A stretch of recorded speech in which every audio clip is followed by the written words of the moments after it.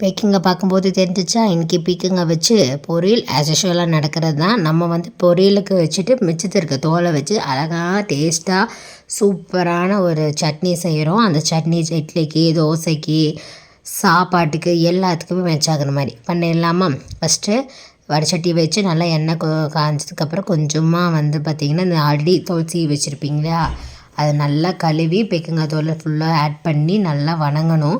வணங்குறதுக்குள்ளே side by side நமக்கு அதுக்கு தேவையான மற்ற சைடிஸ் எல்லாம் ப்ரிப்பேர் பண்ணிடலாமா?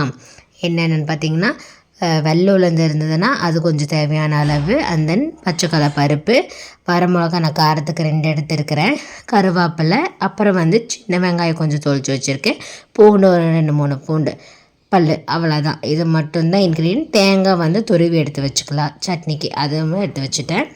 நல்லா அந்த கேப்பில் வந்து நல்லா வணங்கிடும். இந்த அளவுக்கு வணங்கினதுக்கப்புறம் பார்த்திங்கன்னா எவ்வளோ நல்ல natural colour ingredient green.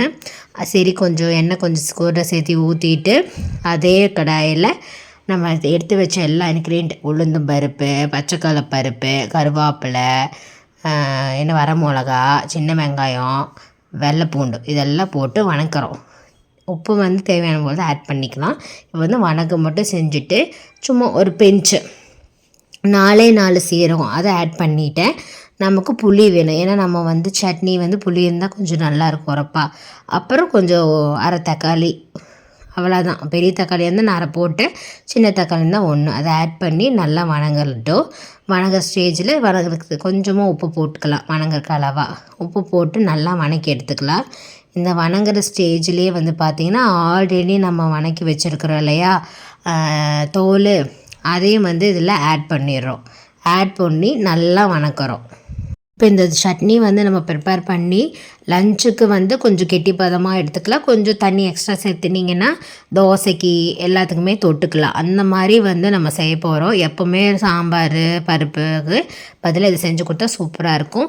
Side by side தேங்காய் சுருவி வச்ச மாதிரி அதையும் இந்த கையோட போட்டு நல்லா கலரிட்டு அடுப்பு ஆஃப் பண்ணி கொஞ்சம் நல்லா ஆற விட்டு கொஞ்சமாக தண்ணி ஆட் பண்ணி இந்த மாதிரி கெட்டியான கன்சிஸ்டன்சி, ஏன்னா நிறைய தோல் போட்டிருக்கனால எனக்கு நல்லா நிறையாவே கிடச்சிது சட்னி.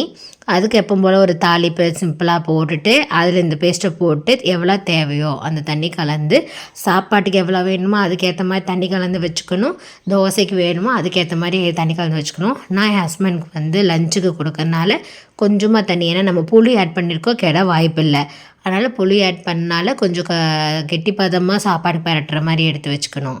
அதே தோசைக்குன்னா இன்னும் கொஞ்சம் தண்ணி ஆட் பண்ணி உப்பு மட்டும் கொஞ்சம் கூட எப்படி வேணுமோ போட்டால் சரி, சட்னி ரெடி ஆயிரும்.